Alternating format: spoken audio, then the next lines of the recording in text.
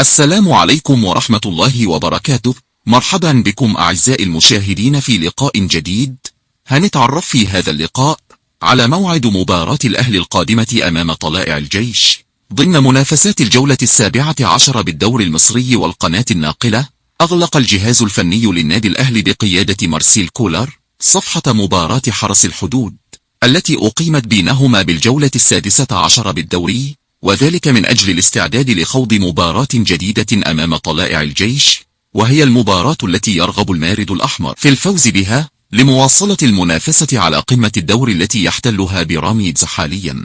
ويعمل مارسيل كولر على تجهيز لاعبيه معنويا وبدنيا لمواجهة الطلائع، وتعد مباراة الأهلي وطلائع الجيش مهمة للصعود لقمة المسابقة لاستعادة المركز الأول في جدول الدوري للحفاظ على اللقب المحلي.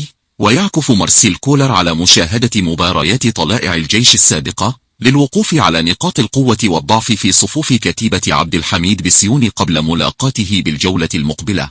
ويرغب كولر في الوقوف على قدرات لاعبي الطلائع بحثا عن انتصار جديد لخزائن المارد الأحمر بالمسابقة المحلية بعد الفوز الصعب في الوقت بدل الضائع على حرس الحدود بهدف دون مقابل بالجولة السابقة. ويعكف مارسيل كولر على تصحيح الأخطاء التي وقع فيها لاعبوه خلال مباراة حرس الحدود.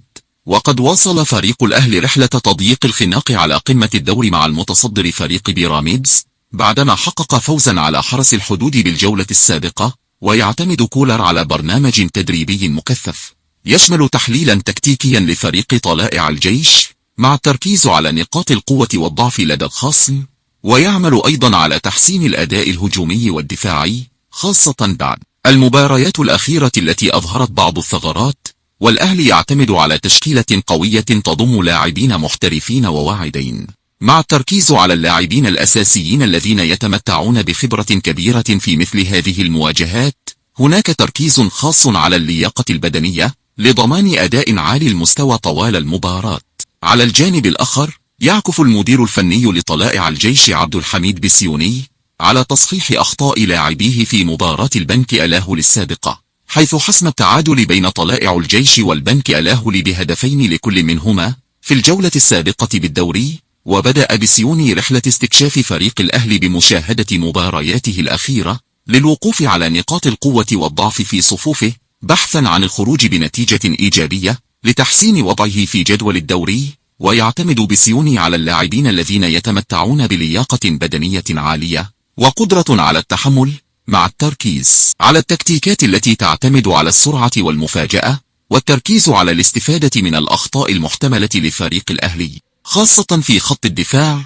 ويدخل الأهلي المباراة وهو في المركز الثاني برصيد 36 نقطة بعد أن لعب 16 لقاء، حقق 10 انتصارات 6 تعادلات بدون هزيمة وتسجيل 28 هدف واستقبال 9 أهداف. بينما يدخل طلائع الجيش المباراة وهو في المركز التاسع برصيد 21 نقطة بعد أن لعب 16 لقاء، حقق 5 انتصارات 6 تعادلات و5 هزائم، مسجلا 13 هدف واستقبال 16 هدف. ويستعد الأهلي لمواجهة طلائع الجيش في المباراة المقرر لها الأربعاء القادم الموافق 5 مارس على استاد القاهرة الدولي ضمن منافسات الجولة 17 بالدوري. وتنطلق المباراة في تمام الساعة 9 مساء بتوقيت القاهرة والسودان وسوريا والأردن وليبيا ولبنان وفلسطين، والساعة 8 مساء بتوقيت الجزائر والمغرب وتونس، والساعة 10 مساء بتوقيت السعودية والعراق واليمن والكويت والصومال والبحرين وقطر، والساعة 11 مساء بتوقيت الإمارات وسلطنة عمان، والساعة 7 مساء بتوقيت موريتانيا. وتنقل قناة أون تايم سبورت مباراة الأهلي وطلائع الجيش ضمن منافسات الجولة 17 بالدوري في وجود استوديو تحليلي يضم كوكبة من نجوم الكرة المصرية. تمنياتي لكم بمشاهدة ممتعة، وإلى لقاء جديد.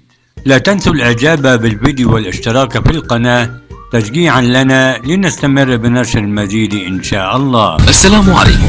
لا تنسوا الإعجاب بالفيديو والاشتراك في القناة تشجيعا لنا لنستمر بنشر المزيد إن شاء الله.